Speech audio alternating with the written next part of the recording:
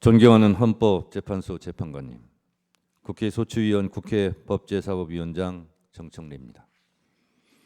대한민국의 운명을 좌우할 현직 대통령에 대한 탄핵 사건을 심리하시는 동안 그 역사적 중압감에 얼마나 노후가 많으셨습니까? 민주주의와 헌법 수호에 대한 열정으로 일관해 오신 재판관님들의 노고와 헌신에 국민의 한 사람으로서 경의를 표합니다. 대한민국 민주주의와 국가 발전을 위하여 피청구인 윤석열은 파면되어야 합니다. 12.3 내란의 밤, 전 국민이 TV 생중계를 통해 국회를 침탈한 무장한 계엄군들의 폭력 행위를 지켜보았습니다. 하늘도 알고 땅도 압니다. 하늘은 계엄군의 헬리콥터 굉음을 똑똑히 들었고 땅은 무장한 계엄군의 군홧발을 보았습니다. 호수 위에 떠있는 달 그림자도 목격자입니다. 전 국민이 목격자고 전 세계 외신들도 한국의 비상계엄 친위 쿠데타를 실시간으로 타전했습니다. 내란 우두머리 피의자 윤석열을 파면해야 될 필요하고도 충분한 조건은 이미 성숙되었습니다. 대한민국 5천만 국민이 생각이 다 같을 수 없습니다. 남녀가 다르고 태어난 일시가 다르고 태어난 지역과 환경과 문화도 다릅니다. 그래서 생각도 다르고 의견도 주장도 다릅니다. 그러나 다른 것과 틀린 것은 구별되어야 합니다. 내 생각과 다르다고 다른 사람이 틀린 것이 아닙니다. 내 생각과 다르다고 차별해서는 안 됩니다. 정치적 견해가 다르다고 혐오, 멸칭하고 탄압해서도 안 됩니다. 더군다나 권력을 악용해 상대방을 탄압, 제거, 수거 대상으로 삼아서는 안 됩니다. 한 사람이 천하고 우주라 했습니다. 밤하늘에 떠 있는 별처럼 국민 한 사람 한 사람은 다 존중받아야 합니다.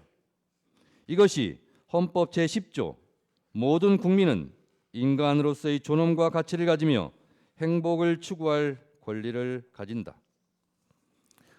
국가는 개인이 가지는 불가침의 기본적 인권을 확인하고 이를 보장할 의무를 진다는 헌법의 기본권 조항들을 관통하는 근본 원칙입니다. 대한민국은 국민 주권 영토로 구성되어 있습니다. 국민이 곧 국가입니다.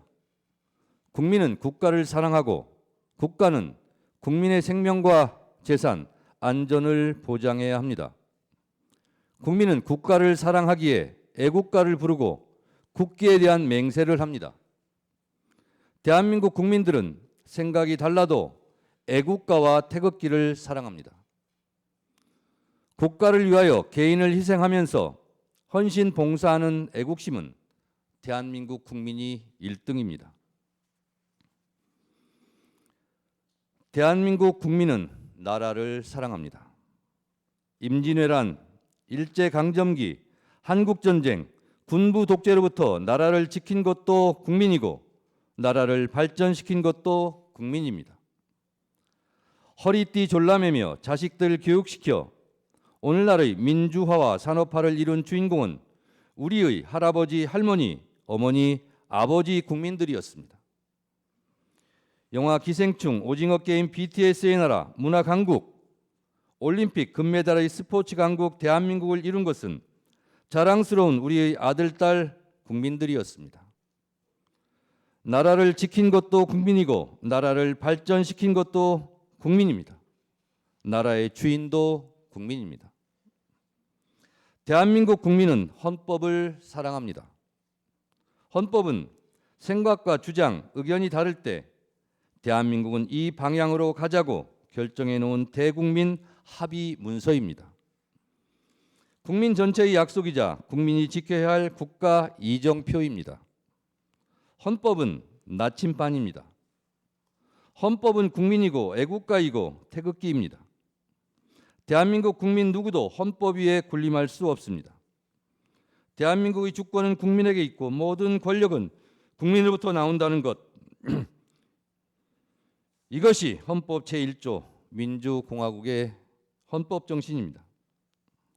그런데 나라와 헌법을 사랑하는 국민을 총칼로 죽이려 했고 피로써 지켜온 민주주의를 짓밟고 피를 잉크 삼아 한자 한자 찍어 쓴 헌법을 파괴하려 했던 사람이 있습니다.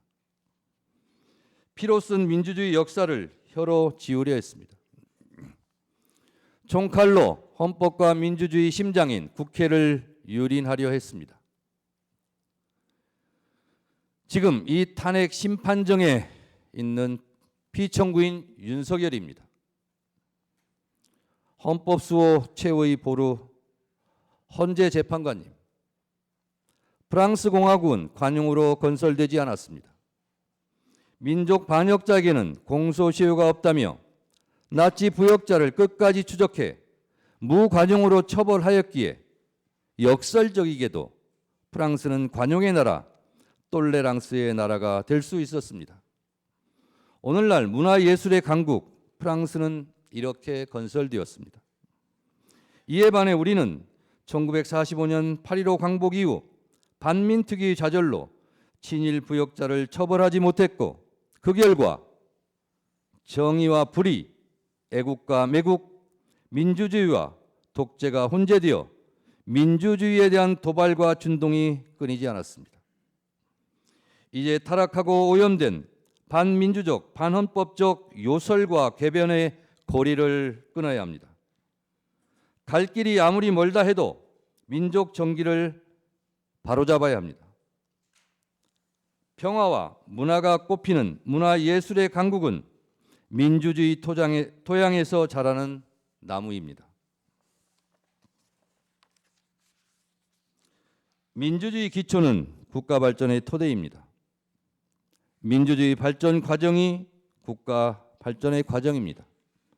민주주의 정착 없이 국가 발전을 이룬 나라는 없습니다. 선진국 중에서 독재 국가는 없습니다. 민주주의와 국가 발전의 주적이 바로 독재입니다. 국가 발전을 위해서 독재의 독을 해독해야 합니다. 독재의 전형적 모습이 비상계엄, 내란, 그리고 영구 집권 음모입니다. 피청구인은 2022년 5월 10일 국회에서 취임했습니다. 헌법 제69조에 따라 나는 헌법을 준수하고 국가를 보위하겠다는 선서를 하고 대통령에 취임했습니다. 그러나 피청구인은 헌법을 준수하고 국가를 보위하겠다고 다짐했던 바로 그 장소, 국회에 계엄군을 보내 침탈하고 헌법을 유린했습니다. 대한민국의 헌법과 민주주의를 말살하려 했던 피청구인 윤석열은 파면되어 마땅합니다. 현직 대통령에게는 형사 불소추권이라는 헌법적 특권이 있지만 현직 대통령이라도 내란의 범죄를 저지른 경우는 헌법 수호 차원에서 무관용해야 한다는 것이 헌법 제11조와 헌법 제84조의 정신입니다. 내란의 범죄는 현직 대통령을 포함해 누구라도 예외 없이 처벌의 대상입니다. 앞서 국회 법률 대리인들께서 위헌 위법한 12.3 비상계엄과 파면 사유에 대하여 그 증거와 법리를 이미 수차례 명징하게 설명했습니다. 저는 국민의 입장에서 국민의 목소리를 담아 피청구인을 파면해야 할 이유에 대하여 다시 한번 말씀드리겠습니다. 첫째, 피청구인 윤석열은 헌법 제77조에서 규정한 계엄의 조건을 위반했습니다.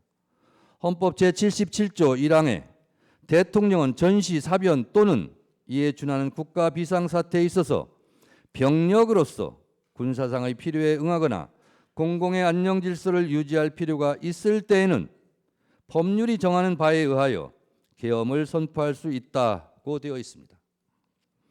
12월 3일의 대한민국은 전시, 사변 또는 이에 준하는 국가 비상사태도 아니었고 병력으로서 군사상의 필요에 응하거나 공공의 안녕 질서를 유지할 필요가 없었습니다. 평온한 하루였습니다. 병력으로서 공공의 안녕 질서를 해친 장본인이 피청구인입니다. 계엄의 선포는 논란의 여지 없는 명백한 위헌 행위입니다. 둘째, 피청구인 윤석열은 계엄 선포의 절차적 정당성을 위반했습니다. 헌법 제82조는 대통령의 국법상 행위는 문서로서 하며 이 문서에는 국무총리와 관계 국무위원이 부서한다. 군사에 관한 것도 또한 같다고 되어 있습니다. 계엄법 제2조 5항은 대통령이 계엄을 선포하거나 변경하고자 할 때에는 국무회의의 심의를 거쳐야 한다. 제6항 국방부 장관 또는 행정안전부 장관은 국무총리를 거쳐 대통령에게 계엄의 선포를 건의할 수 있다고 되어 있지만 피청구인은 헌법 제82조와 계엄법 제2조를 모두 위반했습니다. 계엄 선포 시 정상적인 국무회의 심의 과정이 없었습니다. 국무위원들의 증언에 따르면 국무총리를 거치는 절차도 하지 않았고 개회선언, 폐회선언, 안건 토론 등 정상적인 국무회의도 부서한 회의록 문서도 부존재해 보입니다. 피청구인을 파면해야 할 뚜렷한 증거이자 이유입니다. 셋째, 피청구인 윤석열은 비상계엄을 해제할 유일한 권한이 있는 국회를 침탈했습니다. 헌법 제77조 제5항에는 국회가 제적의원 과반수의 찬성으로 계엄의 해제를 요구한 때에는 대통령은 이를 해제하여야 한다고 되어 있습니다. 비상계엄을 해제할 수 있는 유일한 곳은 유일하게 국회입니다.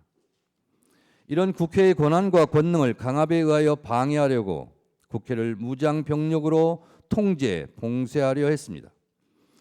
이는 형법 제87조, 형법 제91조에서 규정한 내란의 죄를 위반한 명백한 국헌문란 내란 행위입니다.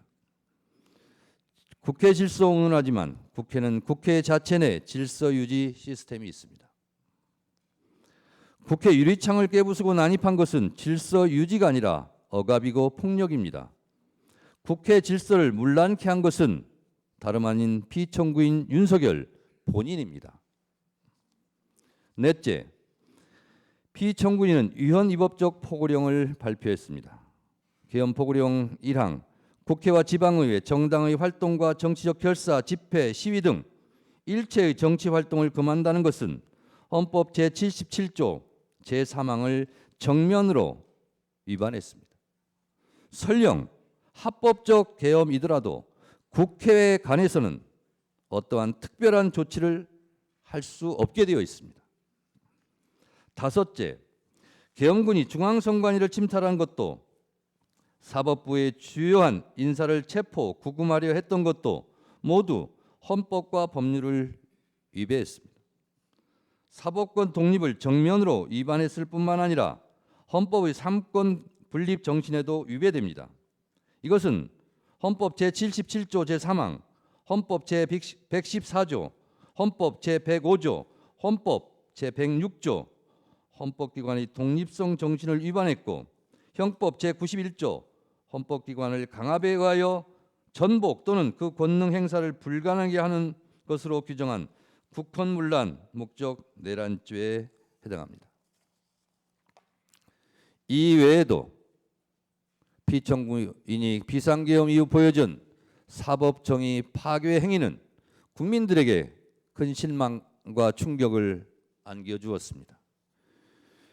피청구인은 12.3 내란 사태 이후 법관이 발부한 체포영장을 거부하며 사법기관의 법 집행을 무법천지로 만들었습니다.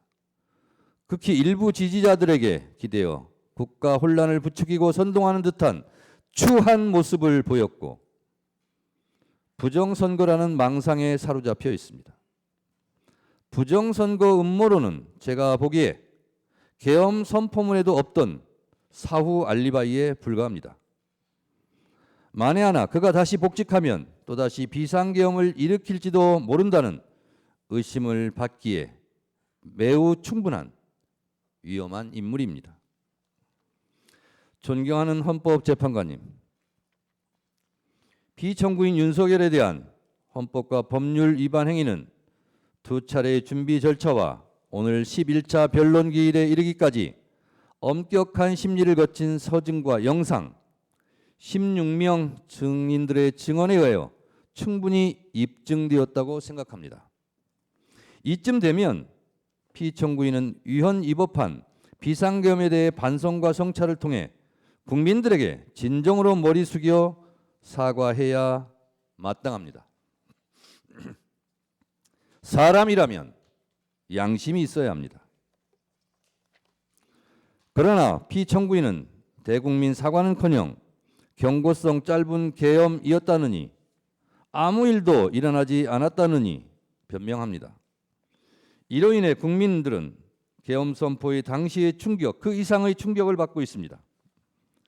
일찍 끝난 계엄이 피청구인의 공로입니까? 사상자 없이 끝난 계엄이 피청구인의 자랑입니까? 계엄의 피해를 그나마 줄일 수 있었던 것은 국회로 달려온 시민들, 계엄군을 막아선 국회 보좌진들, 장갑차를 막아선 시민들 덕분입니다.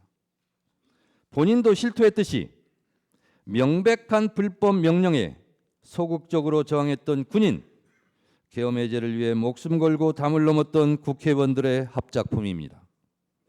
경고성 계엄이고 아무 일도 안 일어났으니 또 계엄을 하시겠습니까? 사람이라면 염치가 있어야 합니다. 대한민국은 이미 군사 독재와 비상계엄에 대한 아픈 상처를 품고 있습니다. 우리 국민들은 1980년 5월 광주를 핏빛으로 물들였던 전두환 신군부의 비상계엄을 생생히 기억하며 살아가고 있습니다. 왜 찔렀지? 왜 쏘았지? 트럭에 싣고 어딜 갔지? 망월동에 부릅뜬 눈으로 대한민국의 민주주의를 지켜보고 있습니다. 이 광주 학살의 상흔과 그 정신들이 45년 후 내란의 밤 국회를 지켜주었습니다.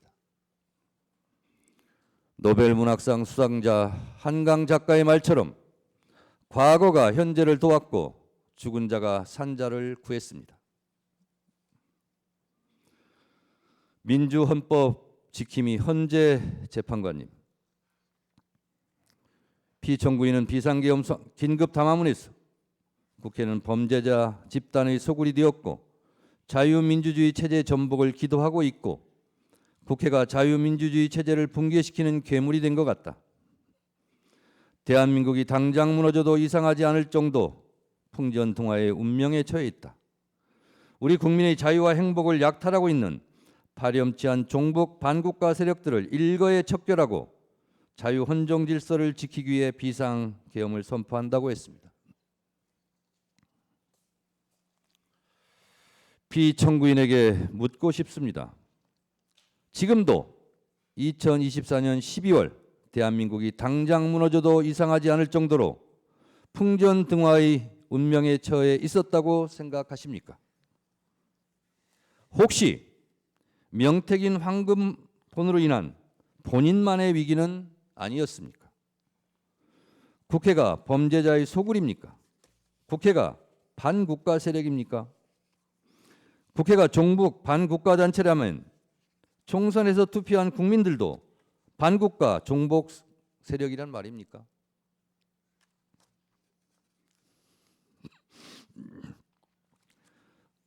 국가 예산 편성권은 행정부에 있고 예산 심의 의결권은 국회의 권한입니다.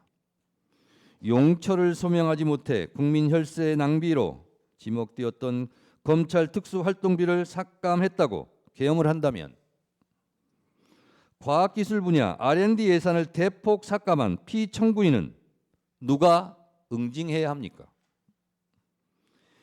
1%도 되지 않는 국가 예산을 깎았다고 비상계엄을 한다면 매년 비상계엄을 해야 하는데 헌재에서 탄핵이 기각되면 또 비상계엄을 할 작정입니까? 위헌 위법한 고위직 공무원들을 탄핵할 권한은 국회에 있습니다.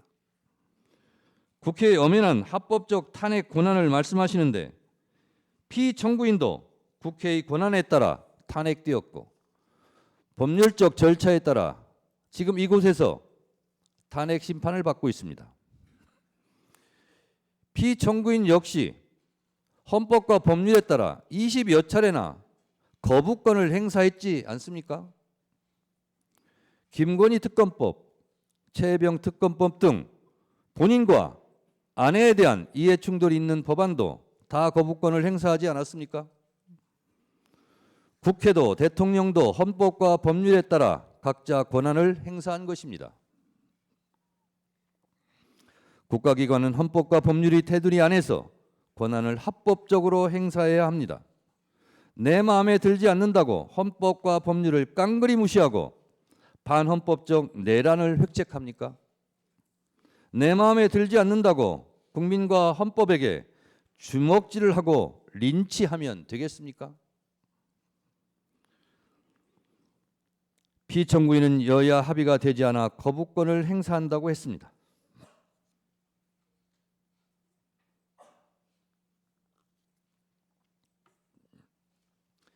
여야 합의는 헌법과 국회법 어느 법에도 존재하지 않습니다. 이런 생각 자체가 반헌법적입니다. 총선 때 한 표라도 한 석이라도 더 얻으려 노력하는 이유는 헌법 제49조에서 규정한 국회 의사결정은 다수결로 하라는 헌법적 명령이 있기 때문입니다. 여야 합의가 법 통과의 전제 조건이라면 이는 총선 민의를 부정하고 왜곡하는 반헌법적 반법률적 언동입니다. 대의민주주의 헌법 부정입니다. 뭐하러 총선합니까? 존경하는 재판관님, 피청구인은 경고성 계엄이고 아무 일도 일어나지 않았다고 가상현실에 있는 사람처럼 말합니다. 본인은 체포 지시를 하지 않았다며 전 국정원 홍장원 1차장과 전 곽종근 특전사령관의 공작이라고 주장합니다. 누구보다 피청구인에게 충직했던 두 사람이 무슨 이유로 피청구인을 모함한다는 말입니까? 피청구인으로부터 직접 지시를 들은 사람이 두 사람만의 증언도 아닌데 들은 사람들 모두 공작에 가담했다는 것입니까? 이게 가능합니까?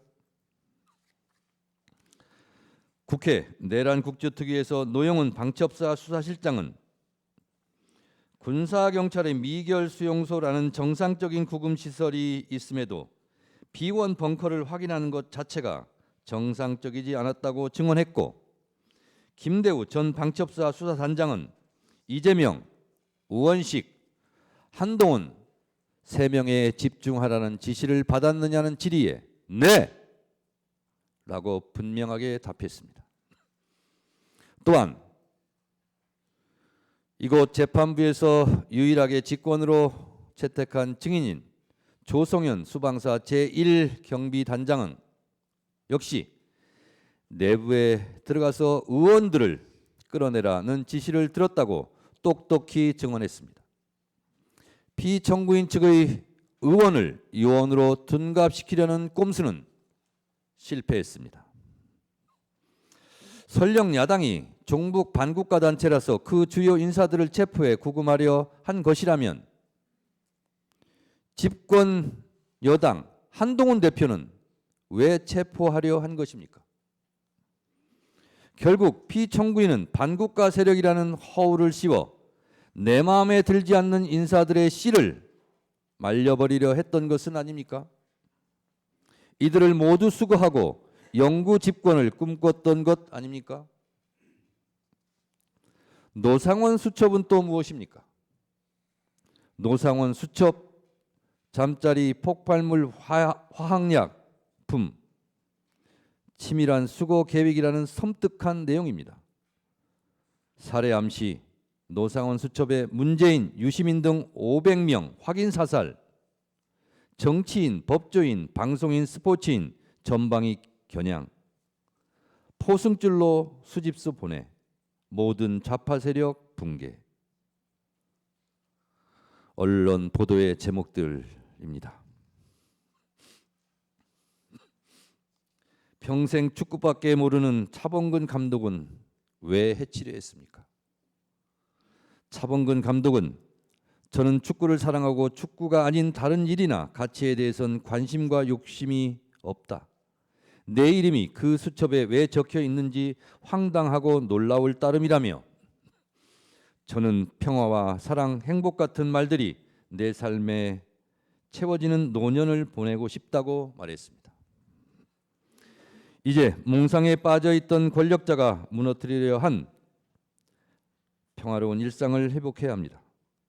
피청구인은 아무 일도 일어나지 않았다고 강변하지만 많은 일이 일어났고 계엄의 피해는 엄청납니다.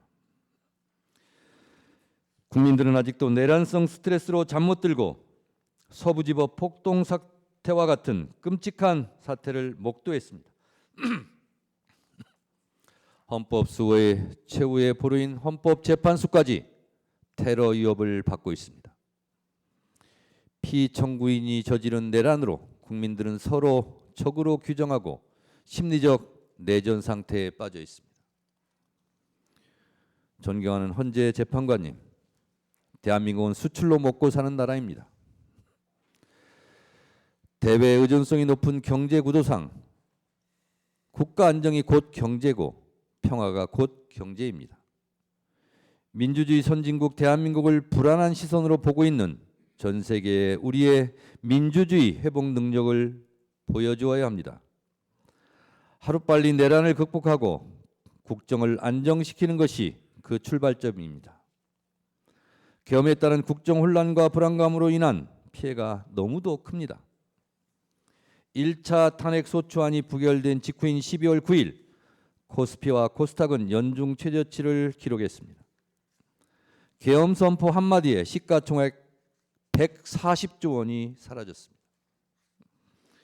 계엄 이후 환율은 급등했고 내수 경기도 꽁꽁 얼어붙었습니다. 아무 일도 일어나지 않았다는 피청구인의 말과 달리 계엄의 후폭풍은 컸습니다. 건물마다 임대문이, 안내문이 나붙고 식당 주인은 손님이 없다며 아우성치며 폐업을 고민합니다. 오늘 최후 변론서를 작성하겠다고 국민의 목소리를 댓글로 달라고 했더니 한 분이 댓글을 달아주셨습니다. 수천 명의 목소리 중에 한 목소리입니다. 저에게 보내온 한 소상공인 사장님의 읍소입니다. 제조, 도매 자영업자입니다. 12.3 이후로 급 주문 한학으로 재정난에 시달리다가 2월을 끝으로 직원 3명을 부득이하게 내보내고 가족 4명이 어렵게 운영 중입니다. 지난 1년 동안 워낙 어려워도 직원들 월급은 마이너스 통장으로 어찌어찌 채워졌는데 계엄 이후로는 IMF보다 심각한 것 같아요. 50년 동안 지켜봤던 공장 문 닫게 생겼습니다. 이것이 고통스러운 국민들의 목소리입니다. 국익 추구가 최종 목표인 외교적 피해가 막심합니다. 미국 정부는 비상계엄 발표가 미국 정부의 사전에 통보되지 않았다는 점에서 당혹과 우려를 표했습니다. 트럼프 행정부와의 초기 정상외교 골든타임을 놓쳤습니다. 2024년 12월로 예정되었던 일본 나카타니겐 방위 대신의 방안, 2025년 연초로 예정되었던 이시바 시게루 일본 총리의 방안이 취소되었습니다. EU와 유럽 국가들은 한국의 민주주의 훼손에 대하여 우려를 표하고 있고 스웨덴 총리 방안이 취소되고 2025년 상반기로 예정되어 있던 마크롱 프랑스 대통령의 방안도 연기되는 등 국격 실추에 따른 피해가 너무도 큽니다. 존경하는 재판관님, 비상계엄 이후 가장 큰 피해를 입은 곳은 대한민국 국군입니다. 군부 독재의 폐해를 되풀이하지 않기 위하여 우리 헌법 제87조는 군인은 현역을 면한 후가 아니면 국무위원으로 임명될 수 없다고 규정해 군의 정치적 중립을 선언하고 있습니다. 그러나 피청구인의 사적인 목적 달성을 위해 계엄군으로 동원된 군은 자신들이 지켜야 할 국민들에게 총뿌리를 겨누었다는 오명을 쓰게 되었습니다. 실추된 군의 명예를 되살려 이들이 다시 나라와 국민을 지킨다는 자긍심으로 복무할 수 있도록 해야 합니다. 그 출발점은 군의 존재 이유를 허물어뜨린 피청구인에게 응분의 책임을 묻는 것이 되어야 합니다.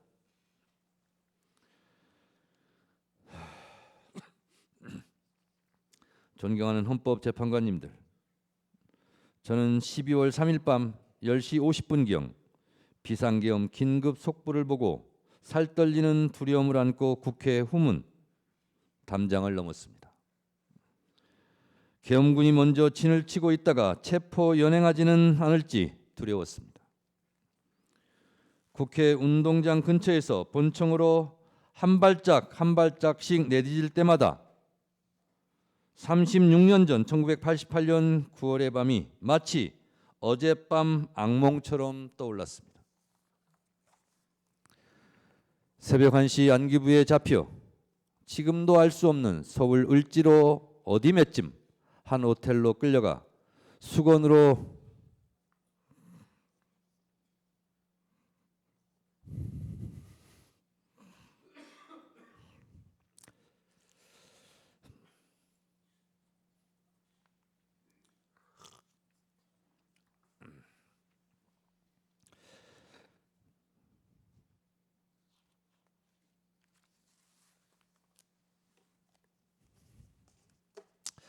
수건으로 눈을 가린 채 속옷 차림으로 4시간 동안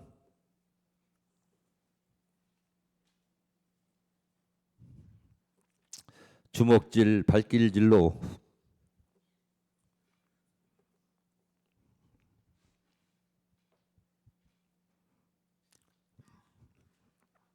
고문 폭행을 당했습니다. 살아있음이 고통이었습니다. 언론에 보도된 노상원 수첩대로 시행되었다면 수많은 사람들이 죽음을 피하지 못했을 것입니다. 존경하는 재판관님, 대한민국은 세계가 놀랄 만큼 한국 현대사 100년 동안 왕조 국가에서 민주주의 국가로, 원조를 받던 나라에서 원조를 해주는 나라로, 문화예술의 강국으로 발전해 왔습니다. 지금 이 시각에도 코리안 드림을 꿈꾸며 지구촌 곳곳 한국어 학당에서 한국어를 배우려는 사람들이 줄을 서고 있습니다. 정치, 경제, 외교적으로도 대한민국은 유수의 민주주의 선진국이 되었고 군사적으로도 세계 6위의 강대국이 되었습니다. 백범 김구 선생이 꿈꾸었던 문화가 꽃피는 나라가 되었습니다. 우리 국민들은 그동안 외국의 어떤 나라도 북한도 감히 흔들 수 없는 나라라고 자부해 왔습니다. 이런 자랑스러운 나라에서 현직 대통령에 의해서 국회가 계엄군에 의해 침탈당하고 정적을 제거하기 위해 친위 쿠데타를 일으키는 끔찍한 일이 생길 줄은 꿈에도 상상할 수 없었습니다. 피청구인 윤석열은 지금도 비상계엄이 고도의 통치 행위라며 반성과 성찰을 거부한 채 계엄과 내란을 정당화시키는 궤변과 요소를 늘어놓고 있습니다. 그를 파면함으로써 하루빨리 대한민국을 정상으로 돌려놓아야 합니다. 존경하는 헌법재판관님, 헌법재판소는 헌법수호의 최후의 보루이며 국민주권을 지키는 마지막 방파제입니다. 피청구인의 반헌법적 내란 행위는 민주주의 근간을 뒤흔드는 중대한 위헌적 시도였으며 국민의 자유와 권리를 본질적으로 침해하는 반헌법적 도발이었습니다. 피청구인은 군 통수권자로 부여받은 막강한 권한을 남용하여 군과 경찰을 사유하는 중대한 위헌 행위를 저질렀습니다.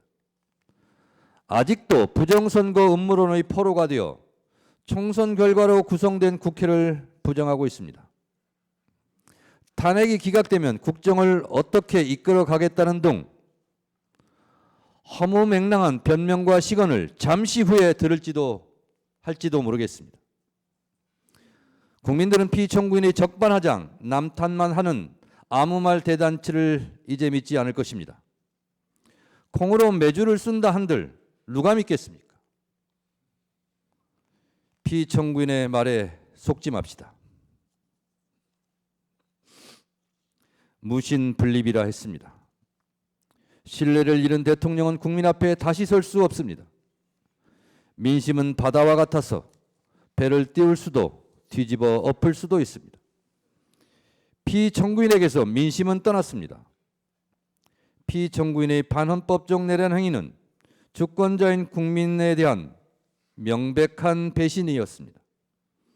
피청구인의 사익과 탐욕을 위한 권력 남용과 헌정질서 파괴로 인한 국민의 신뢰가 완전히 무너졌습니다.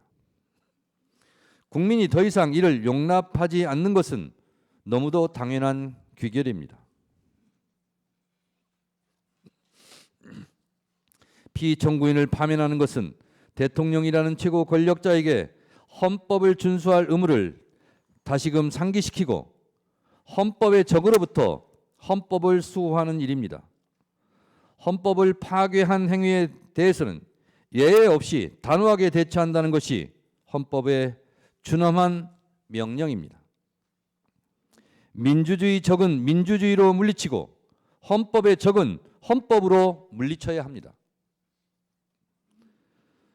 대통령의 탄핵은 결코 가볍게 결정되어서는 안 되지만 헌법과 법률이 정한 요건이 충족되고 헌법 질서를 지키기 위한 불가피한 선택이라면 이는 반드시 이루어져야 합니다.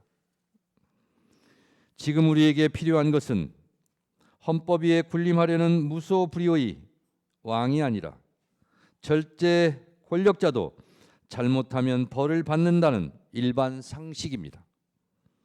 대통령에 대한 파면 결정은 사적 감정의 정치 보복이나 정치적 공격이 아니라 오직 헌법과 법치주의를 회복하기 위한 헌법 수호자의 결단입니다. 피청구인 윤석열에 대한 파면 결정은 대한민국 민주주의 놀라운 회복력을 보여주는 동시에 대한민국 헌법이 살아있고 현실에서 작동하는 실질 규범이라는 점을 보여주는 역사의 기록이 될 것입니다. 존경하는 헌법재판관님, 피청구인은 이제 대한민국의 대통령직을 유지할 자격이 없습니다. 국민들 마음속의 대통령이 아닙니다.